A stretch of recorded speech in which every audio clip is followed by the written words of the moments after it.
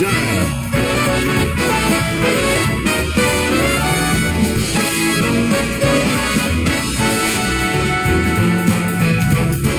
Starring Carmen Buca.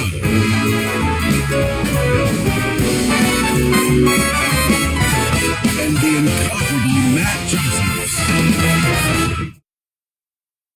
Good evening. Good evening.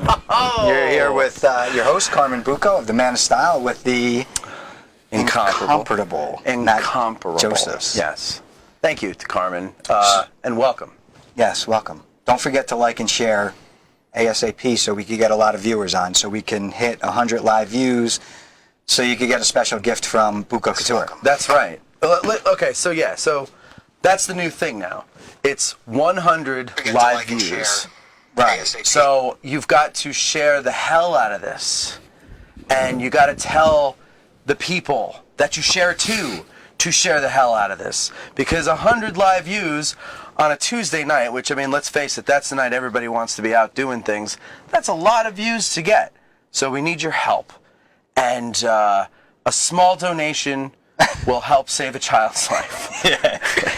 On that note, so I was on Facebook today. Okay. And I didn't realize it's Movember. Right. So I decided, now I've never done this before. Right, me neither. Well, you already have a beard. Well, that's why I never did it. Oh. See, for me, it would be to probably shave it, and then it would be like, "Well, it's wearing a mustache, dude." Well, because I don't know what the hell I'm going to look like with a beard. I've always shaved. I always believed in, like, the Yankees, right? As all their players, not one player has facial hair. Oh, yeah. Right? Yeah. So like, it's a business type of thing. Trouble? I think so. Didn't, like, Don Mattingly get in trouble or something for always having, like, hair below his collar and facial hair? Or who am I thinking of? I don't know, somebody. Johnny Damon? He never played for the Johnny Yankees. Bench. Anyway, so you're saying November. Right, so I'm going to do it. Good. I'm scared, but I'm going to do it, and it's not going to be easy because I got to dye them because I'm going to have a ton of grays coming in here. Yeah, all right. Well, whatever. Look, gray is much better than bald. I would rather have gone prematurely gray than prematurely bald. Number one. Number two, beards. You know, a little gray in a beard, it kind of looks cool. Makes me look distinguished. Yeah, it's distinguishing. I'll take that. Yeah. So I wouldn't worry so much about that. I mean, unless it's like stark white and you look like Santa Claus, then I would change it. I would do something different there. Well, and I didn't realize what it was for, so I was, reading through Facebook. A beard? A lot of people, Movember. Movember. Yeah. And it's for prostate cancer. Right. So what's funny, what happened was that, like, last week I had a lot of pain. Mm-hmm. In my arm, so I'm trying to figure out what it is. So it goes really to men's health, right? Right. So I'm going to a chiropractor because I'm, like, sweating for no reason. So he goes, you better go to the doctor and get a blood test. You might be diabetic now. Did he say real doctor? You better go to the real doctor. A real doctor instead of me. No offense to the chiropractor. I hope he's not watching. But I went. Now I'm scared shitless. Yeah. Because you know what? I'm getting older. It runs in my family. Right, and he's kind of a medical professional. Right. So, So now I'm a nervous wreck. Okay. Right? I go to the doctor. I'm like, listen, my chiropractor said I might have diabetes. They hate that, don't they? Did your doctor, like, want to hit you for that? He's like, really? I'm like, but I went on the web and searched for it. Oh, God. And everyone hit you twice. So when I went to look for the pain, I had cancer. I had testicular cancer. Right. I was going to die in 6 weeks. Right. Don't go to sleep. I had all those things. So I get my blood test. He's like, don't worry about it. So I'm like, great. So now 4 days I'm waiting for these blood test results to come in. Right. And I'm like, I'm calling him because he's one of my clients. I'm like, Doc, do I got diabetes? Like, do I have high cholesterol? Do I got it, Doc? Do I got it? Do I got the sugars, Doc? So he finally calls me on Friday. Yeah. And knock on wood or brick, I was like normal. I'm like, how is this possible? Like half my family. So really what I'm trying to get at is aside from the prostate cancer, I think guys at a certain age, you really got to focus on getting those blood tests done, getting your prostate checked. Yeah, well. But now they have new things out, too, I heard. You can take a dump, and they can actually, you send them. Oh, so you got to catch your crap instead of just have a doctor stick a finger up your butt? Well, yeah, I'd rather send my crap to somebody to get checked. But that's another way to do it. At least if you're uncomfortable going to the doctor. Yeah, I get you. But guys, seriously, I say definitely get checked out. Yeah, I had like a similar thing happen to me this year where, because men, we tend to go to the doctor when it's too late, when something already happens. Right. We're not, and especially, coming out of your 20s into your 30s, you're still feeling invincible.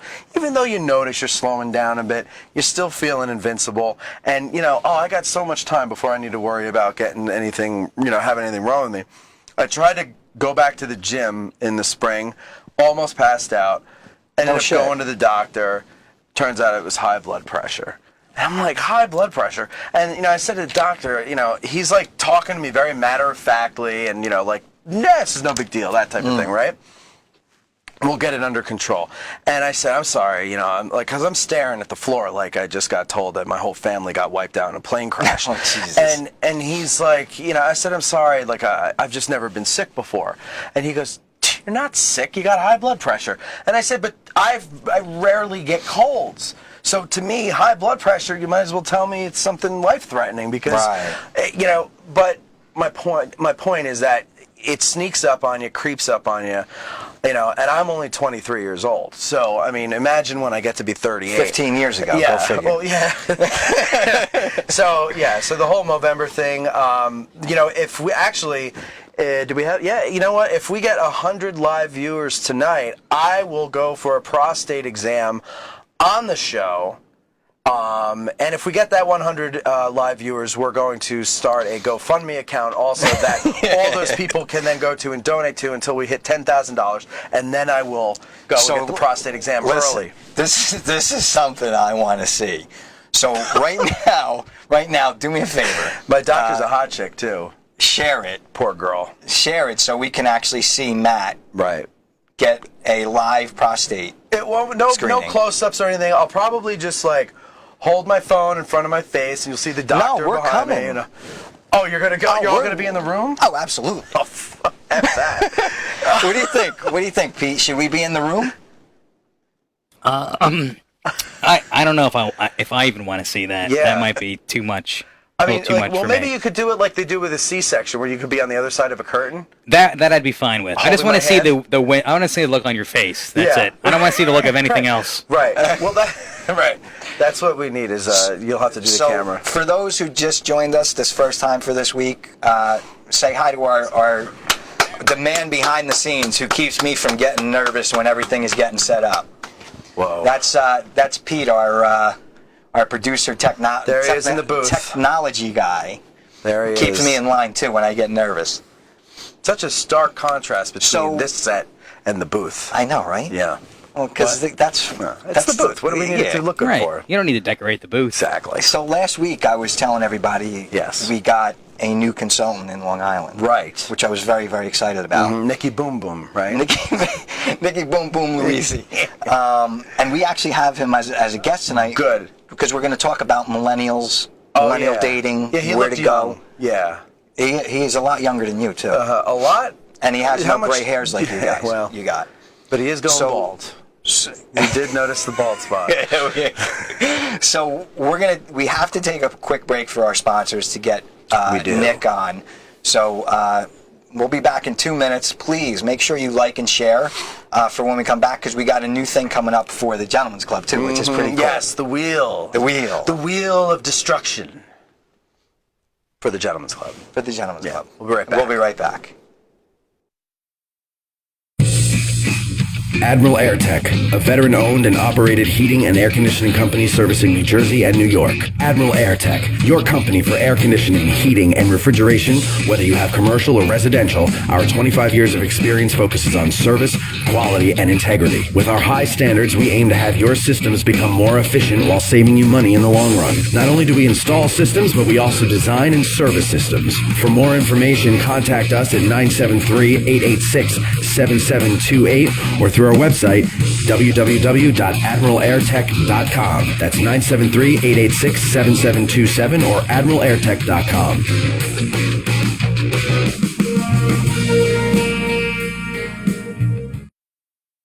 over $15,000 sitting on my couch. My husband and I won over $20,000 in 1 month. With over $139 million paid out online, ResortsCasino.com has more players and more winners than ever before.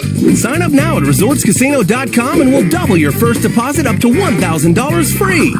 And get a free chance of winning up to $2 million instantly. Be a winner. Go to ResortsCasino.com today. Go to ResortsCasino.com. It's where the winners play. Don't forget to enter Buco VIP and get 3 free spins for a chance to win $2 million.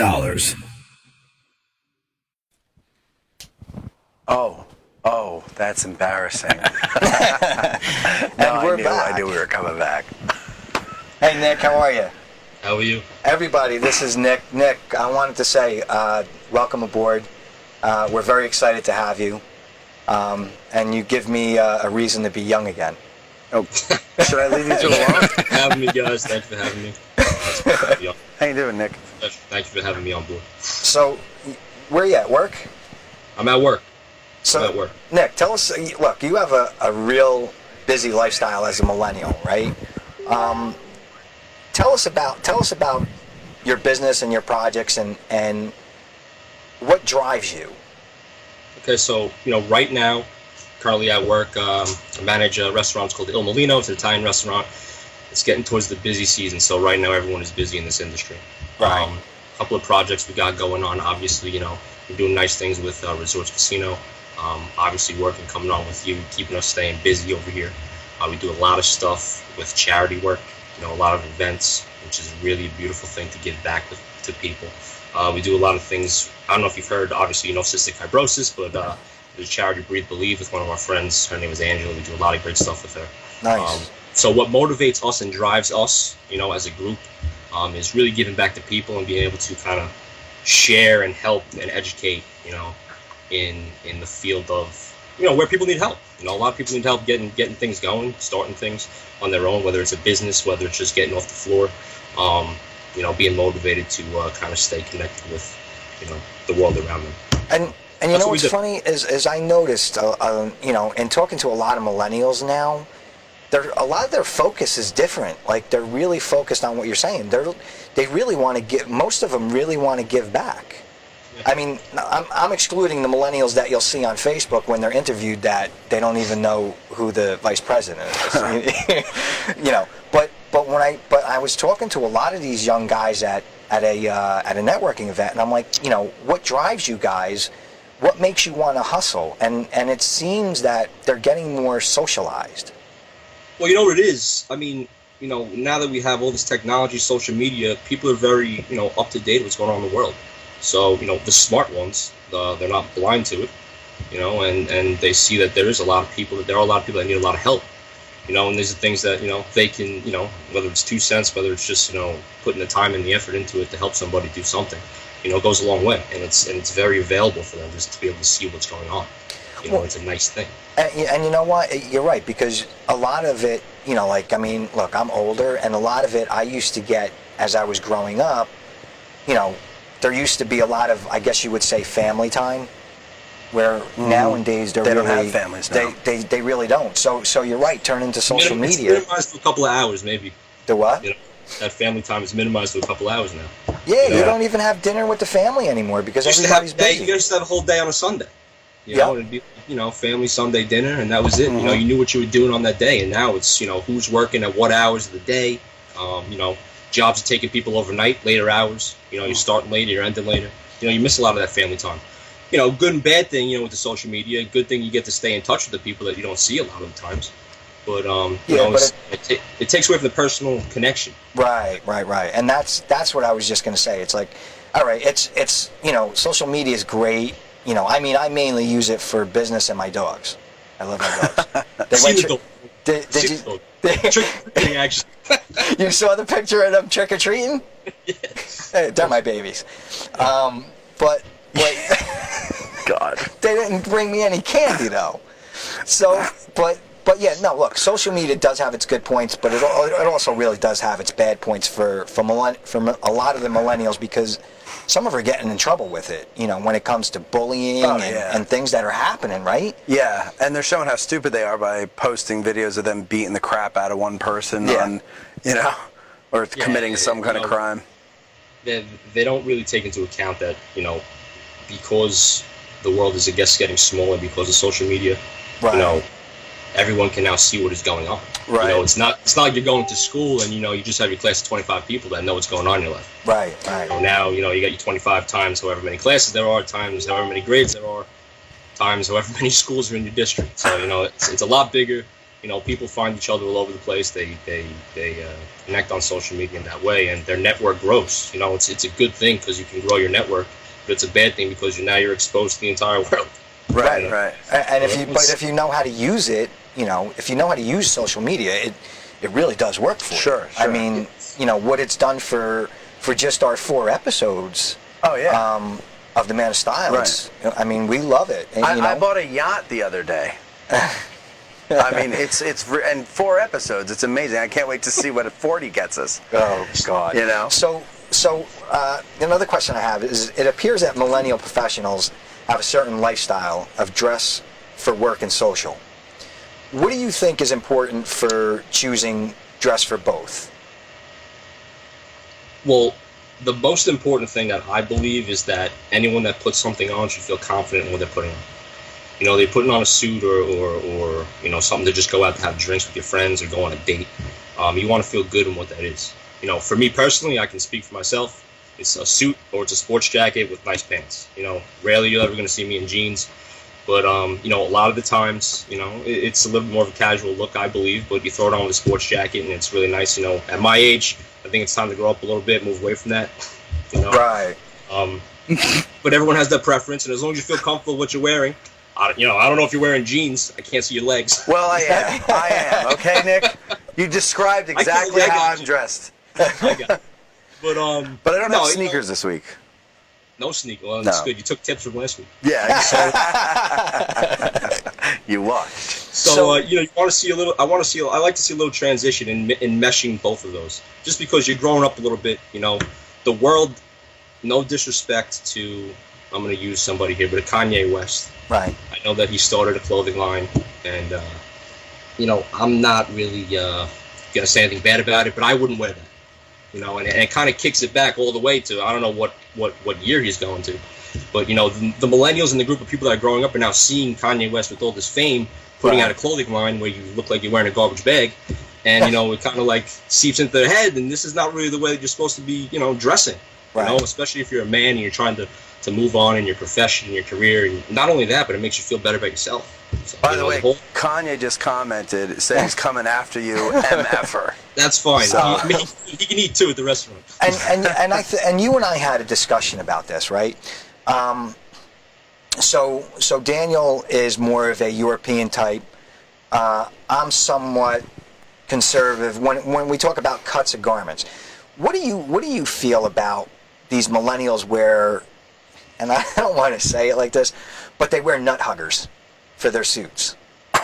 Like, I mean, is that the appropriate fashion term, nut hugger? There's not much for me to say. I don't think it's the greatest look. It's definitely not a look where I would look at someone and say, wow, I really love those nut huggers. That guy has a lot of confidence. Maybe he does, but maybe he's really just choking himself. It's hard. You're killing your chances in having kids, buddy. So when it comes to guys to guys in your age, do you feel that and I know for a fact that very tight European look is going to kind of fade out over time because you see things coming back. But do you think it does anything for them? Let's say the business world. Does it do anything for them in the business world? No, because I believe that when you're in a corporate world or a business world, people look at you a certain way, especially react to you upon how you're dressed. Right. And, when you look at something like that, not to say that it's a terrible look, No, it's not. For each person, to each their own. But in a business world, it's conservative. You put on a suit. a nice tailored suit. You look the part, and that's the way that it should be. That's gonna earn you and gain you respect. Well, yeah, because even these short jackets, they come up right to almost like the middle of the butt. It doesn't. It just, when you look at the guy, it looks like he's wearing his little brother's suit. And it's not manly. It's just not manly. That whole look. Skinny jeans, nut huggers. It's really not. Short jacket. So you're going out on a Saturday night, and we know it doesn't. I should be drinking a glass of wine too. It's water. Oh, all right. But it's in a wine glass. It's an Italian thing. We have to drink a glass of wine next week. Next week. Do you think a guy is going on a date with a girl? Do you think it's proper for him to just wear a shirt and a pair of jeans to a restaurant?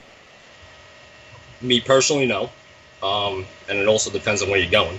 But my type of idea for a nice setting for a date would revolve around something like a nice lounge atmosphere, couches, some wine, some candles. So, that atmosphere itself sets up a certain type of way you want to dress. So I can't go to the local bar with a sport jacket on. You can.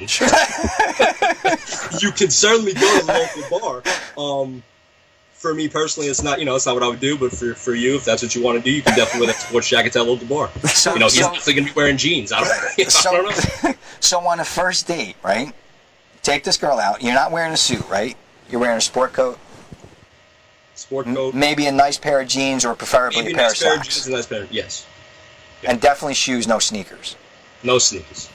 No sneakers, unless you're planning on going, hiking or running at them. So here's another question, Nick. Tell me about, because I don't know how much spare time you have between being a general manager and now me suckering you into to becoming a part of our family. What the heck do you do? What time do you have, and what do you do for fun? The most important thing, honestly, when you have crazy schedules, is to set out your day and what you're going to try and accomplish in that day, because you got to really set your time where I have an hour to do this, an hour to do that. Whether it's doing 2 hours of work for you, or all the time that I spend doing what I'm doing for myself. You really gotta budget your time. And it's. But you're a young guy, right? Like you gotta. I'm a firm believer in work life, right? You got to take time to smell the roses. And look, I know when I was your age, I was the same mentality, man. And my friends used to hate it, but I was work. And as I got older, I started to realize that I needed to take time for myself, because, I mean, you see people retiring at 65 and they're killing over. Mm-hmm. Of course. So I mean, how do you find time to spend time? Your father's an amazing man, but how do you find time to spend time with him, the dating scene, as a millennial? Because you're trying to really become very successful. Yeah, that's the word. I mean, how do you balance it? It's difficult to a point, but you have to really set aside that time for family, whether it's relationship, whether I'm spending time with my girlfriend, whether I'm spending time with my family, my father, my mother, my sister, my brothers, whatever it is, you really need to budget it. And important that you again, like you were saying, you don't take for granted what you have, because at the end of the day, you never know how long you have. But, I think of it like this: you're on a ladder. You look at the end of the ladder, and you're willing to take the steps to get up to that ladder. And while I'm young and I can still do it, would be the time for me to go after it. If I say this to my sister a lot. If I'm going to shovel crap for 5 years, and at the end of those 5 years I'm guaranteed to make X amount of dollars, I'll shovel the crap. Right. Right. So that's really kind of a part of it. You look at the end game. You set a game plan and a goal. Maybe whether it's 5 years, 10 years. And, you really go after that goal, because, I know at least at this time while I'm young, I can definitely handle that load. As you get a little bit older, you have more things that are involved, whether a family comes into it. That's a whole other element that I'm not involved in yet. Right. That's something that helps me out doing what I'm doing. So what would you tell millennials, right? What do you tell millennials not that they feel like it's owed to them, like they don't have to work, and they want to take 2-week vacations. What do you say to these millennials to get them motivated to say, you know what, be a hunter, not, you know, because Mark Cuban said it, you know, pretty well on the Shark Tank. That's like my favorite show. I'd rather work 80 hours a week for myself than 50 hours a week for, you know, a weekly paycheck. But how do guys your age get motivated? Because we look for guys your age and we want to give them an opportunity. But how do you get them motivated to say, I'm going to go out and I'm going to knock door to door like we did in the good old days? The most important thing is to understand that your success is not going to be dependent upon somebody else either giving it to you or you know, handing you something. You know, no matter what, anybody in this world who's successful, whether they're super rich or, you know, just climbing the ladder, has had help along the way, you know, obviously. But you know, if you don't get out and do it for yourself, nobody's going to hand you that reins to be successful. You know, you have to kind of learn on your own, educate. You know, you're gonna fail 100 times. You know, but that's the only way to learn. You know, you're never losing. You're either winning or learning. So you know, that's what I would be telling people, because that's the most important thing. You just got to get out and hit the pavement. If you don't, you know, one, you're never going to know how high you can go unless you try. And there is no ceiling when you're no ceiling. When so you're on your own. You never really know. I'd rather try and fail to get to the top than just never know where I can go.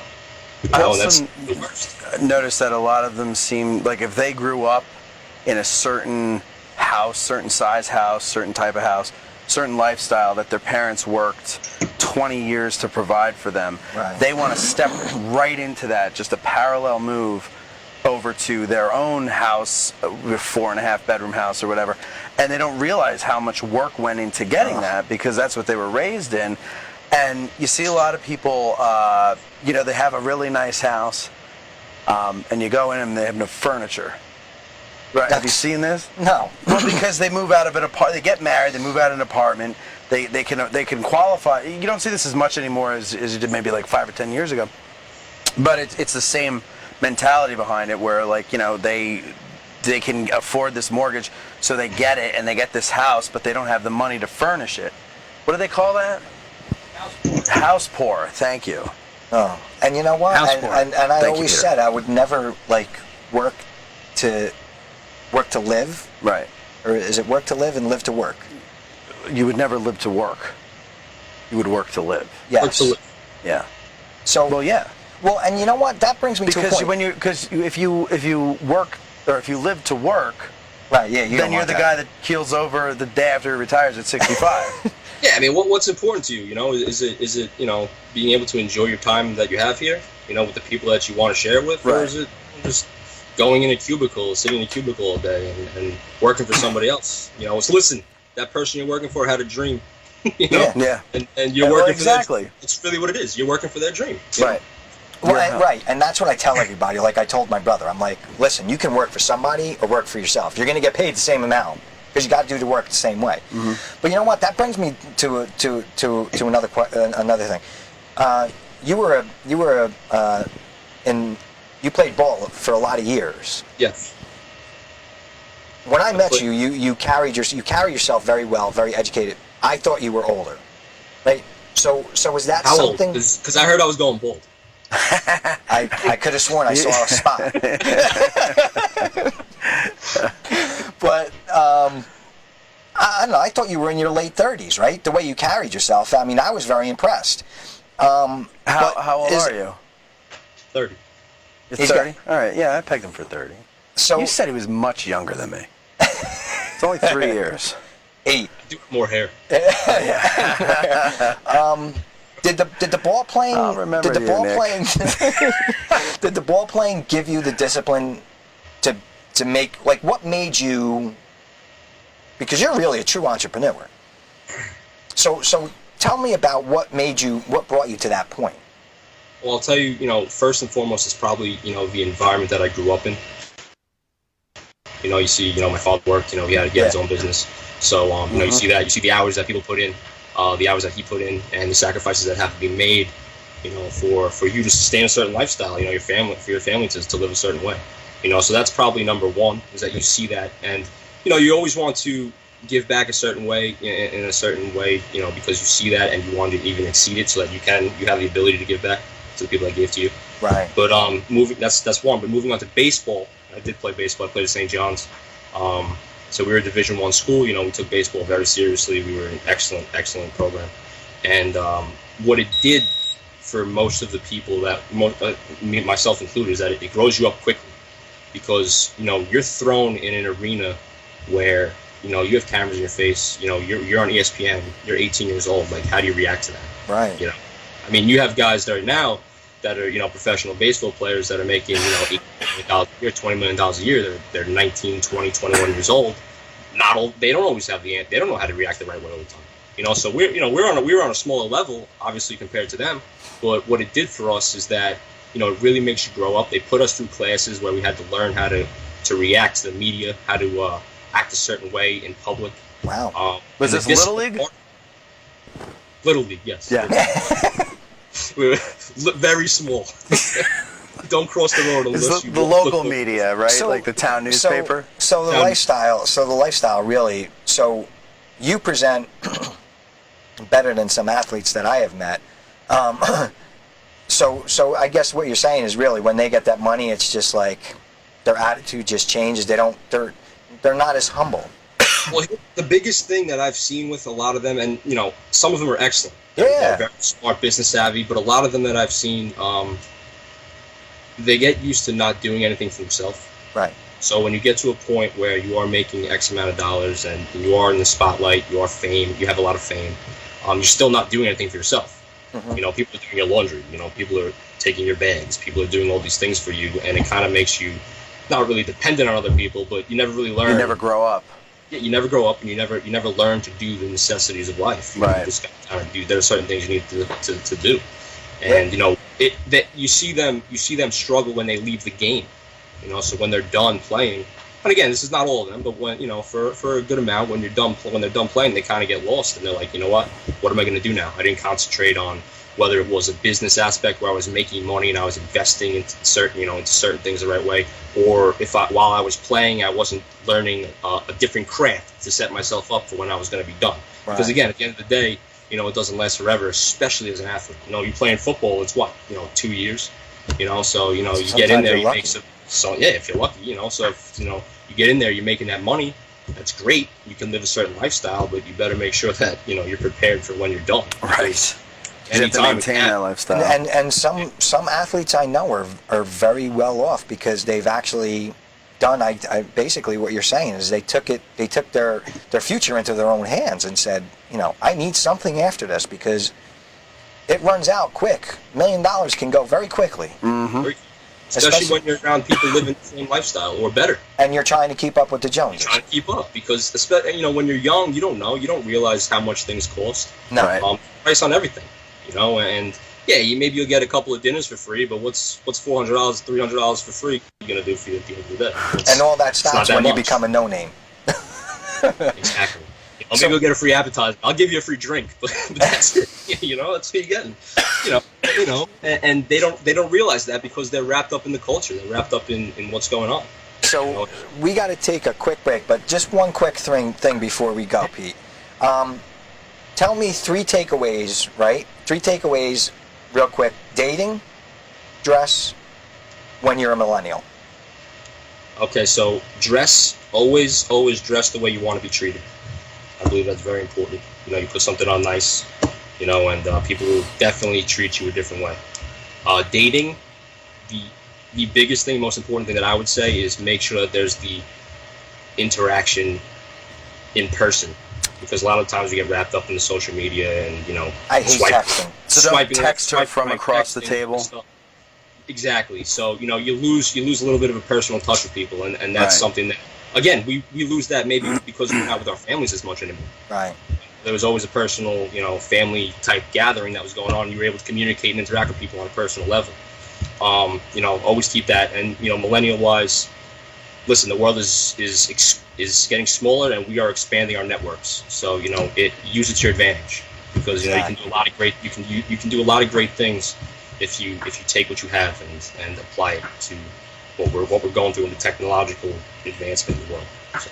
So I know you're busy, but if you want, we have the Gentlemen's Club coming up with the wheel. If you have time, we'll keep you on. We just got to do some setup, so we got to go to a quick commercial break. So either we'll see you on here when we come back, or we look forward to talking to you again soon, Nick. All right. Thank you, guys. I'll see you soon. All Okay. right. We'll be right back.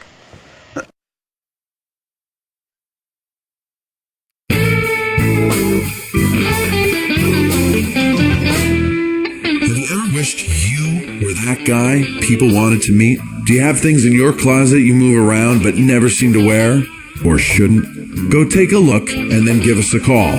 Let an experienced clothier help you build confidence, style, and presence. We guarantee that if you call, we can make you that guy. Go to www.buco.us or call for your personal appointment 855-53-BUCO. That's 855-53-BUCCO.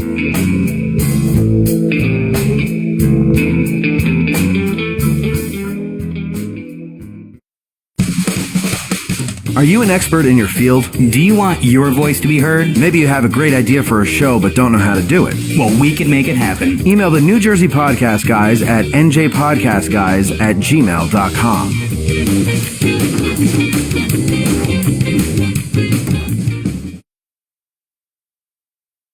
Okay. Oh, hi. Hey, we're back. All right. So, I'm sorry. We're back it's the Gentlemen's Club. Nick has decided to stay along with us. Nick, before we get into the Gentlemen's Club, I just wanted to kind of dig a little bit more into what exactly it is you do. You're general manager of what restaurant? Il Molino. Il Molino. Yep, we're located in Roslyn. We have a couple in Manhattan, New Jersey, Florida. So Where in Jersey? The Taj. Okay. So you grew up in the restaurant business. Grew up in athletics and then transitioned into hospitality right after college. So this isn't a family business? No. Okay, you started this on your own. Yes. And you've got 4 locations. We have a lot of locations, but You have a lot of locations. Yeah, there's a lot. 15. 15 locations. 15 locations, yes. Right, and you're 30. Yes, but I'm managing one of them. You're okay, so you're managing. You're not an owner. Correct? No. Okay. Yes. Yeah. All right. So we're just trying to get a feel for who you are. So now you're general managing of the restaurant, and how did you get hooked up with this guy here? I don't know. We met at a charity event, correct? And there was a nice big van outside, and I said, "What is this van?" And then I walked in, and my father was there, and he said, "I need you to meet this guy." I said, "Well, who is he?" He said, and then he came up to me. He came up to me and introduced himself, and he knew I was involved in doing some things with clothing, and customizing, personalizing suits, shirts, and things like that. So we got to talking, and then sparked into this. All right, and so you're what's your background in fashion? Are you? Well, before him, I got into kind of making, designing, personalizing shirts, suits, customizing things, for people, high-end clientele. So that's really where my background in that started. Obviously, it started from a passion of just liking or wanting to dress proper myself. Right. That kind of grew into something where I realized that I have a lot of friends and family that are into the same thing, and I can really help them out. And there's a lot of people that don't know anything about it. So, it's easy for me to help those people out too. Obviously. Right. Okay, cool. All right, good.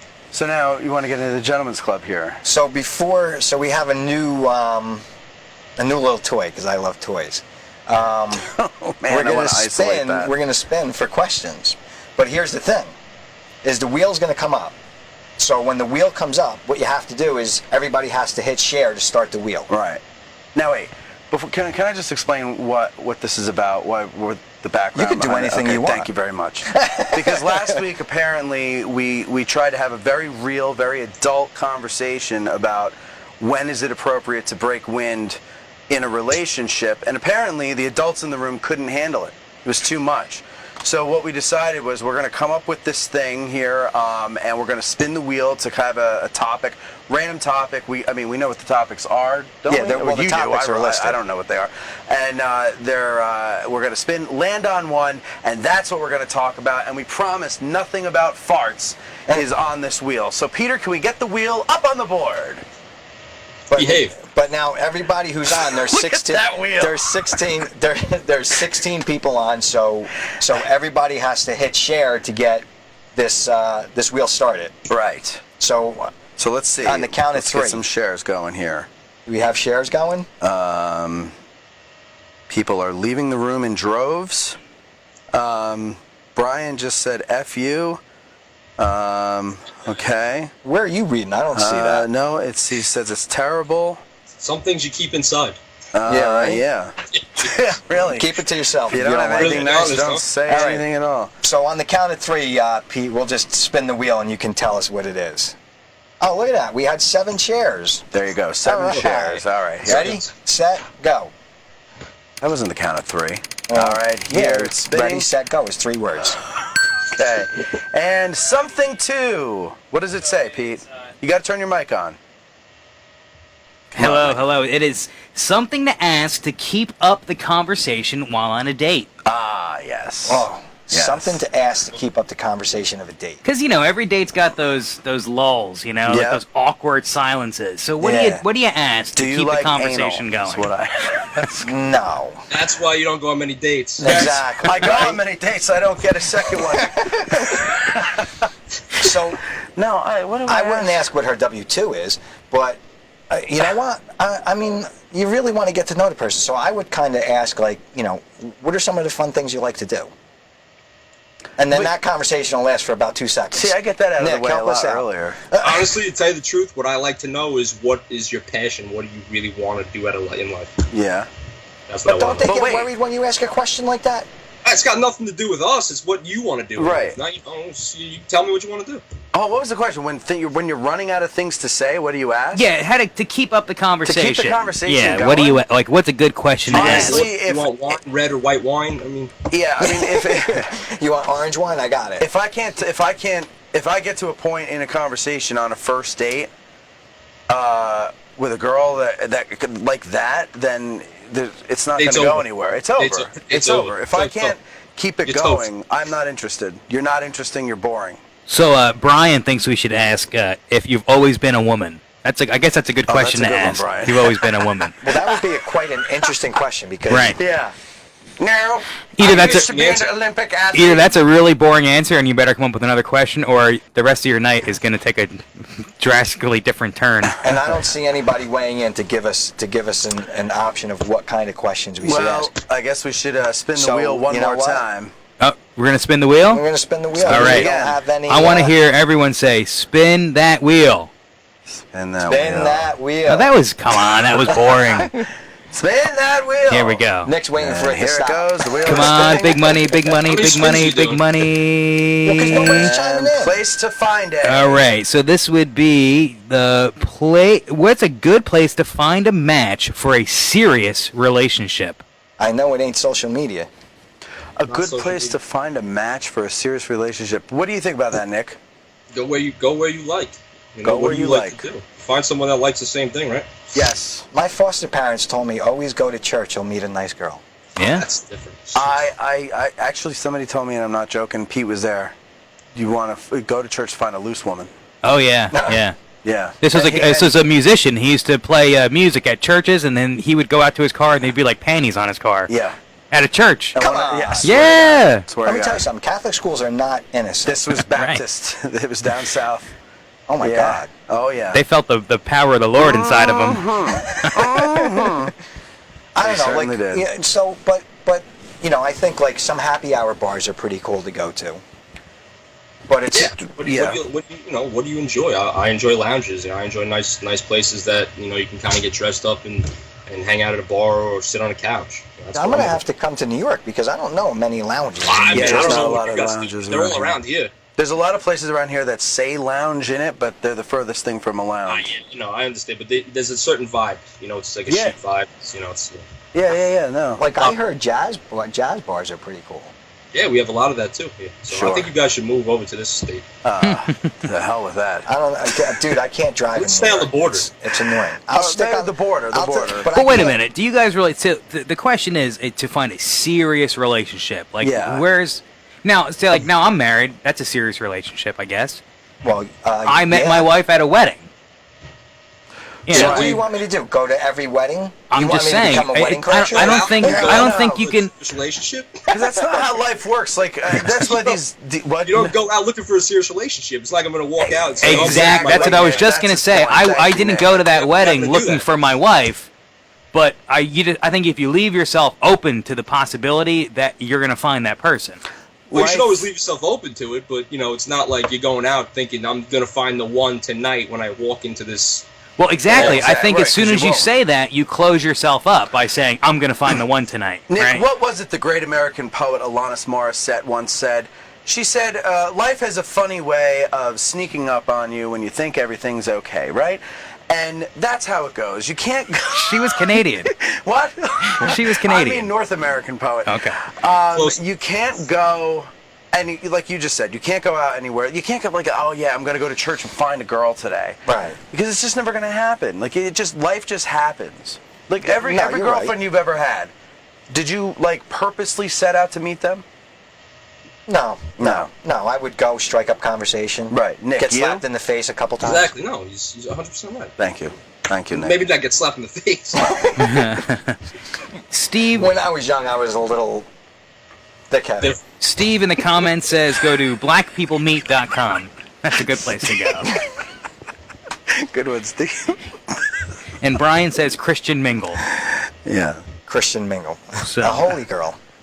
You know what? I don't believe in that social media dating. I really don't. You mean any online dating at Not all? at all? To me, it's. What about eHarmony? To me, it's like spinning that wheel, and you just keep spinning and spinning and spinning. Well, and yeah, spinning. but it's a fun ride. Listen, my biggest thing with that is that when they ask you your personality questions and all that stuff, I don't believe that people actually answer who they are. I believe they answer of course who they not. think they want to be or who they think they are, but not course. actually who they are. Yeah, Right. they become Nick's a wise something- man. He's they a become wise man. Yeah, they He's a become wise something ass, that they're too. not, which is like, because then when you meet them and you're like, wait a minute, put You're the not that picture person. aside, but your personality doesn't. You tell me you're sarcastic. Now I'm a very sarcastic person. Right. You don't and know you can't this take yet. a joke from me. But I like to bust chops, Yeah. right, and kind of make people laugh. And the girls say, oh, well, I'm very sarcastic, and then you get into that mode where you're joking around, and they're like, ew. They're like, oh my god, you hurt my feelings. So what? Well, you like sarcasm, and then it turns out they don't know what sarcasm is. They confuse it with the word orgasm. All right, let's. What do you spin it think? One more time? We're going to spin the wheel one Should more we spin time? it one more time? Alrighty. Here we go. Let's hear it. Let's hear it. Everyone, spin that wheel. Jesus Christ! I guess you're the only one that's spinning it, buddy. Here we Well, I go. need a little Spinning motivation, where she too. stops, nobody knows. All right. Questions These are two. questions not. Why? Because they always want to know. Ours. So if they ever ask you, ask them back. What are you laughing at? That's not a good question. Question. I didn't hear what the wheel was, but Questions to not ask your date. Questions to not ask your date. there's a lot of questions not to ask your date. Yeah. Well, what are some of the top Is ones? your sister hot? Do you have any hot friends? Isn't that the worst when you go out with a girl and she's cute and you like her, and then you meet her friends and she's got that And then one you're, friend like, who's really like, pissed. oh my god, right? That's What do you really do? annoying. I'm gonna say, what kind of questions I wouldn't know a guy ask? who was married to a woman and her best friend was hotter, and he's like, I always think about her best friend. And I'm like, dude, you better do something about that because it's going to lead to trouble. You got to get rid of that. Get rid of that. So he killed her. So And now he's in jail. he threw a, what wouldn't you ask? What wouldn't you ask a girl, Nick? There's a lot of areas I'd stay away from, so I can't really. I don't know. It'd have to come up in conversation where I'd say, "Well, that was a bad idea." I do that a lot. Oh shit! I asked her that. Go in reverse, please. Rewind on that. No, but I think like what are some of the questions not to ask a girl on a date? I mean, God, you're right. There's so many things that it can go really bad and really wrong. I mean, do you work for a living? Like, what do you do? Why do girls get mad when you ask them what they do? Gym, something. It's kind of like one of those. Wow, you need to go to the gym. You don't have to really answer the question. Is your hair really blonde or is it dyed? You've actually had a girl get mad because you asked her what she does? Well, because they're like, you're getting too personal, and I'm like, what are you talking about? Well, it's a date. Right, like, what are you supposed to sit there with your hands crossed and say, would you like to have something to eat? I actually, stare at each other? I went on a date. I was running for a political position, right? Mm-hmm. And I go on this date. This girl kept hounding me, Nick. She's telling me, we got to meet up. You're funny, blah, blah, blah. So I'm like, all right, well, let's just go for a quick drink. Now, you might think I'm mean after what I say, but... So I'm like, all right, we're going to go for a quick drink. Okay. So I said, why don't we meet at TGI Fridays? Classy. She's like, all right, that's great. So we're at TGI Fridays now. We're laughing. She's got a great personality. Mm-hmm. Having a drink. I said, you're hungry? You want to get some appetizers or something? She's like, yeah, let's do that. So now I get deep into the question. And this might be one of the bad questions not to ask. So I said, what are your plans for the weekend? Okay. All right. Her plans were she's going on another date. Oh, don't you love that? So I said, really? She goes, yeah. She goes, I normally don't date guys who take me to TGI Fridays. Oh. I said, but wait a minute. You recommended TGI Fridays. Oh, so you fell for it. See, this came up a few weeks ago. I think so. I said I would never want to go out with a girl that would suggest going to TGI Fridays. And you're telling, so that, because you brought up Fridays. I just wanted to have a quick drink. Oh, see. So wait, so it gets better. So I said, what do you, like, who's this date, right? She goes, well, I'm going out with a lawyer. Anybody but you. Yeah, right. She goes, I'm going out with a lawyer. I said, oh, that's going to be fun. I said, where is he taking you? Well, he's taking me to the Palm.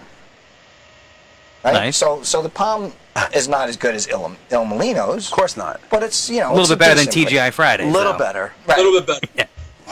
I said, how are you guys going to really actually get to know each other? Because now you're going to be worried about if you're eating properly. Wait a minute. At this point in the date, did the waitress come by and drop off your mozzarella sticks? Well, no. So here's what I did. I said, listen. I said, it was nice knowing you.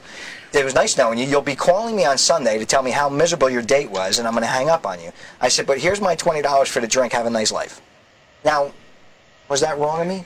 Smooth. No, it was wrong of her. It was wrong of her. Smooth exit. It was a smooth exit, right? Smooth exit. I paid my half. You let it be known what you were doing. I paid my half. Yeah. So I was on a date one time, and this girl kept getting phone calls. This is a long time ago, obviously. I hate that. And so I finally was like, I asked her the question. I'm like, who keeps calling? She's like, oh, it's my ex-boyfriend. We're probably getting back together. And I'm like, what? She's like, yeah, sorry. So, why are you out here with me? Exactly. I got all dressed up and that's like the girl that I met. Left the house. They're asking if we're coming back on. Yeah, it's relax, on. Granny. It's on. Relax. It's on. All right. Oh my gosh. I was on a date with a girl once, and we had a great time. Right? We were talking on the phone for a week. We met for a date. Fantastic time. It went like 5 hours longer than we had planned. Makeout session in the parking lot when we were done. Call on the way home. I really had a great time. Let's do this again. Blah blah blah. I call her like a couple days later to set up another date this coming weekend, and she's like, "Well, I really like you, and like I had a lot of fun with you, and you're great and all that, but my ex-boyfriend is it wasn't even her ex-boyfriend, it was a guy she'd gone on 3 dates with, right? And she's like, this guy who I dated before you is kind of calling again, and like I honestly like you better, but he was here first. It's the first come first serve rule. So I just hung up on her. I didn't even say anything. I might have chuckled, but I hung up on her. What is one of your worst dates, Nick? Which one of your horror stories? No, definitely nothing like that. Well, you're better looking than I am. What do you want from me? Honestly, to tell you the truth, probably, just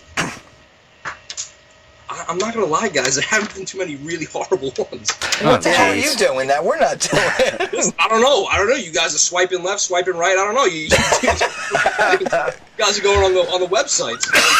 I was talking to a friend of mine who's on Tinder, and he's like, son of a bitch. He's like, I got to keep swiping and swiping and swiping. He goes, I'll swipe 300 times and get like one response. I don't do the Tinder thing. I don't know what the swiping is. How you reject and approve? Is that it? Yeah. Okay. All right.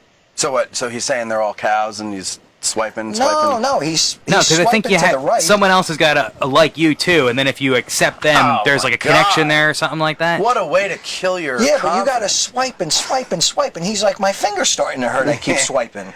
So you know what's funny is I think, and someone had brought a good point up, right? And I think it was you, Nick. It's like there's too many options out there now. When it comes to social media, there's so many options. Again, the world's getting small. You can see anybody. It used to be you connect with who's in your school, right? Yeah.